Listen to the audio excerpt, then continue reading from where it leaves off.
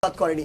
So আমরা যদি ওই ক্ষমতাকে দীর্ঘায়িত করারই চিন্তা করছেন এভাবে যে দুজন প্রধানকে সরিয়ে দেওয়ার যে একটি অতীত রয়েছে, দেখুন আমরা আমাদের জায়গা থেকে মনে করি এই লাশগুলো রক্তগুলো আমাদের চোখের সামনে দেখা, আমরা ওই ক্ষমতার যে নীতি ছিল, যেই কাজটি করা হয়েছিল, অবশ্যই সেই ভয় থাকা স্বাভাবিক, কিন্তু আমরা যদি সেই নীতি আমাদের মাথায় থাকতো তাহলে 5ই অগাস্টই এই বিজয় নিশ্চিত হওয়ার পর সেদিন বিকালে আমরা বসে কখনো বিএনপির যিনি ভারপ্রাপ্ত চেয়ারপারসন তারেক রহমানের সাথে সরাসরি কথা বলতাম না।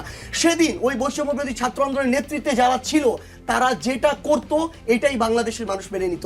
তারপর সেদিন আমরা বিএনপির সাথে কথা বলেছি, জামায়াতের সাথে কথা বলেছি, অন্যান্য রাজনৈতিক দলগুলোর সাথে কথা বলেছি, সিভিল সোসাইটির সাথে কথা বলেছি, সেনাবাহিনীর সাথে কথা বলেছি, প্রত্যেক স্টেক হোল্ডার যারা এই অভ্যুত্থানের সাথে সংশ্লিষ্ট ছিল সকলের সাথে কথা বলেছি। সো আমরা যে একটা জিনিস শুধু স্পষ্ট করে বলি, এই ক্ষমতা এই মুহূর্তে আমাদের চোখের সামনে নেই। এই মুহূর্তে চোখের সামনে আমাদের ওই হাজারের উপরের যে লাশ আর রক্ত আর যেই স্পিরিট এবং স্বপ্নগুলোকে সামনে রেখে তারা এই জীবনগুলো দিয়েছিল, সেই স্পিরিটটা আমাদের চোখের সামনে। এটার জন্য আমাদের যে লড়াই, এই লড়াইটা করতে আমরা আমাদের জায়গায় প্রস্তুত।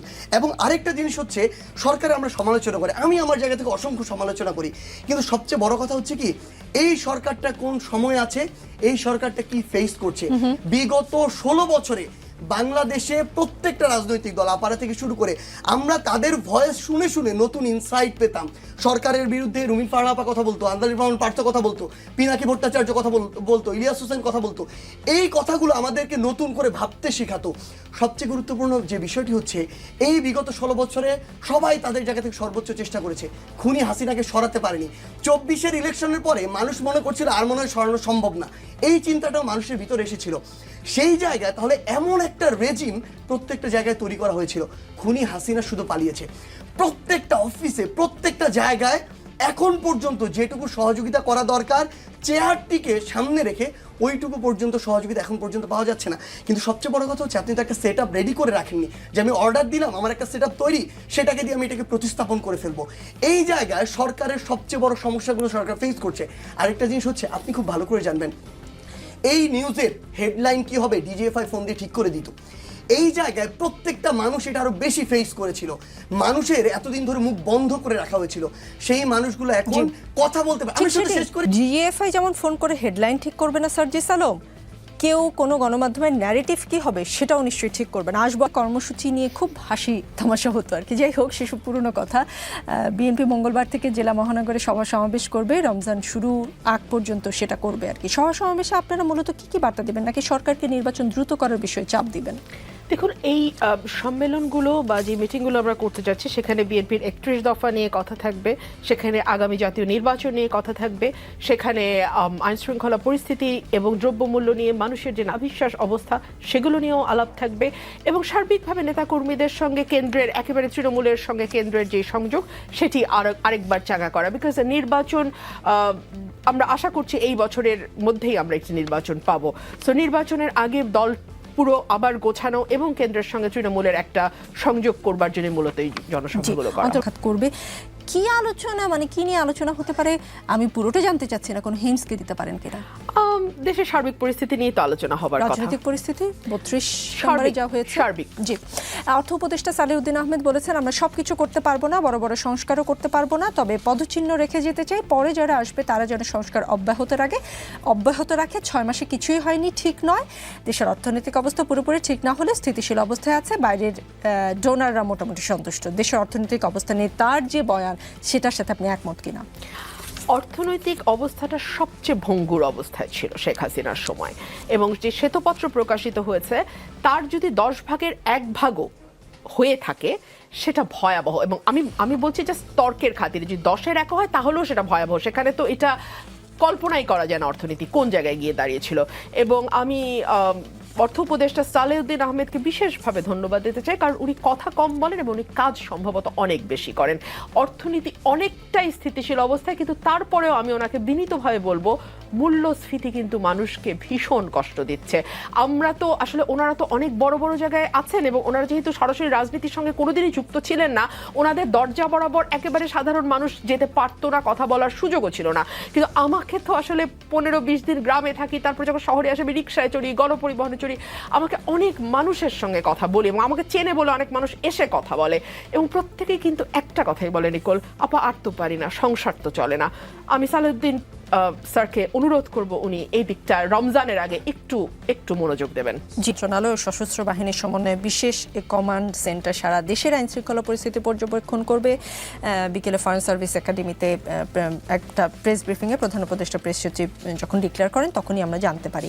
এবং আপনি নিশ্চয়ই জেনে থাকবেন যে অলরেডি অপারেশন ডেভিল হান্টে 1000-এরও বেশি মানুষ সারা দেশ 1308 জনকে গ্রেফতার করেছে আইন শৃঙ্খলা রক্ষাকারী বাহিনী। আমি এই শোতে আসার আগ পর্যন্ত শেষ খবর পাওয়া পর্যন্ত এই সব কিছু মিলে আপনার কি মনে হচ্ছে যে অস্থিতিশীলতা বা আপনি যে বলছেন আপনি সন্ধ্যার পরে বেরোতে ভয় পান, এই পরিস্থিতির উন্নতি হবে এরকম এইসব পদক্ষেপে? আমি যদি আপনাকে পাল্টা প্রশ্ন করি নিকোল, এইসব ভারী ভারী নাম দিয়ে অপারেশনে নামতে হয় কেন? মানে একটা দেশের আইন শৃঙ্খলা পরিস্থিতি স্বাভাবিক রাখবার দায়িত্ব তো সরকারের, তাই না? আমরা তো কয়েক লক্ষ কোটি টাকা ব্যয় করে একটা সরকারকে রাখি যাতে জনজীবনে ন্যূনতম স্বস্তিটুকু বজায় থাকে। সেটা আপনাকে এনশিওর করতে কি ডেভিল হান্ট, অ্যাঞ্জেল হান্ট, কি জানি আরেকটা বললেন, এগুলো মনেও রাখতে চাই না আমি। এগুলো একটা ভারী ভারী নাম না, আমি মনে রাখতে চাই না নিকোল। এইসব ভারী ভারী নাম দিয়ে শব্দ দিয়ে কেন আপনাকে আওয়াজ দিতে হয়? আমি আসলে আর কোনো শব্দ নিয়ে আলোচনা করতে চাই না, আমি কাজ দেখতে চাই। এবং আজকে শুরু হয়েছে যে 1000 কয়টা মানুষের কথা আপনি বললেন ধরা হয়েছে, তাদেরকে গত পরশু কেন ধরা হয় নাই? মানে তারা কি গত পরশু ফেরেশতা ছিল, ডেভিল হান্টের পর শয়তান হয়েছে? তা তো না। নিকোল প্লিজ কাজ করতে বলেন। হ্যাঁ, মানে আমরা শব্দের জাদুতে অনেক বেশি বিপর্যস্ত। কালকে সন্ধ্যায় তো আপনি আছে টাকা কামাও আর বিয়ে করো, তারা আগে করতো টিউশনি, এখন দামি গাড়িতে চড়ে। বিয়ে তো সম্প্রতি আপনিও করেছেন, এই কদিনে কত টাকা কামালেন? হ্যাঁ দেখুন, মানে আমার জায়গা থেকে যে জিনিসটি মনে হচ্ছে আসলে আমাদের সাংবাদিক ভাই যিনি এই কথাটি বলেছেন, আসলে তারা তো ক্ষমতার কাছাকাছি থেকে বিয়ের আগে শপিং করেন ক্যালিফোর্নিয়া থেকে, লাস ভেগাস থেকে। আমরা তো আসলে এলিফ্যান্ট রোড থেকে একটা পাঞ্জাবি আর শেরওয়ানি কিনেছিলাম, কত দাম হবে আপনারাই ভালো আইডিয়া করতে পারবেন। এবং সবচেয়ে বড় বিষয় হচ্ছে এই বিয়েতে দুই পরিবারে 20 জন করে 40 জন মানুষ ছিল। মসজিদে বিয়ে করেছি, খেজুর 5 কেজির মতো ছিল। তো আমাদের আসলে বিয়ে করতে কোটি টাকা খরচ হয় না, 40-50 হাজারের মধ্যে হয়ে যায়। এবং সবচেয়ে বড় কথা হচ্ছে এই বিয়ে যখন আমরা আসলে করতে যাই, আমাদের মনে হয় দুই ফ্যামিলির এইটুকু অ্যাবিলিটি আছে যে এরকম 2-4 লাখ টাকা যদি খরচ হয় সেটি খরচ করার। তো সবচেয়ে বড় কথা হচ্ছে তারা মিডল ক্লাস ফ্যামিলির ওইটুকু সামর্থ্য আছে যে 2-4 লাখ টাকা খরচ করতে পারবে। আপনি তো জুলাইয়ের আগে বিসিএস এর প্রস্তুতি নিচ্ছিলেন, এখন কি আর বিসিএস দিবেন নাকি যারা আমলা তাদের বস হওয়ার স্বপ্ন দেখছেন? আমরা আসলে না, এখন সত্যি কথা বলতে বাংলাদেশে এই যে বস হওয়ার যে চিন্তা চেতনা না, এটা থেকে আমাদের বের হয়ে আসতে হবে। আমরা আমাদের জায়গা থেকে যে জিনিসটা দেখেছি, এতদিন আমাদের যারা রাজনীতিবিদ ছিল তারা একবার মানে ভোটে হোক বা ভোট ছাড়া হোক নির্বাচিত হওয়ার পরে তাদের পা আর মাটিতে পড়তো না, পা তখন উপরের দিকে থাকতো। আমরা এই যখন বস হওয়ার চিন্তা করবো তখন আর পা মাটিতে থাকবে না। জাস্ট নির্বাচনের আগের দিন জনগণের কাছে যাব, বড় বড় লেকচার দিব, তারপর 5 বছর খুঁজে পাওয়া যাবে না। আমি আমার জায়গা থেকে ব্যক্তিগতভাবে মনে করি যে আমি বিসিএস দিয়ে প্রশাসন ক্যাডারে যাওয়ার আমার ইচ্ছা ছিল।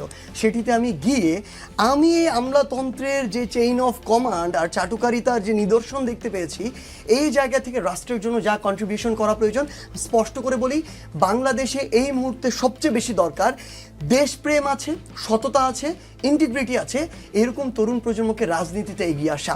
এই মানুষগুলো যদি এগিয়ে আসে, এবং এই মানুষগুলো রাজনীতিতে সবচেয়ে বেশি প্রয়োজন।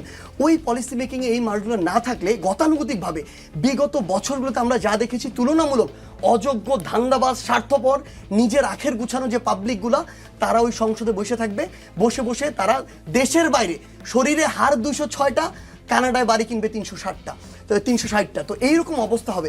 তো আমরা আমার জায়গা থেকে বা আমি আমার জায়গা থেকে মনে করি এই ইয়াং জেনারেশনকে সামনে এগিয়ে আসতে হবে পলিসি মেকিংয়ের জন্য। আমার মনে হয়েছে ওই সিভিল সার্ভিসের চেয়ে আমি যদি এই রাজনীতির মাঠে ওই সততা আর এই অভ্যুত্থানের স্পিরিটকে সামনে রেখে আমি থাকতে পারি, আমি দেশের এবং মানুষের জন্য বেশি কিছু করতে পারবো, এবং সেটাকে সামনে রেখে আমি কাজ করতে চাই। অনেক ধন্যবাদ।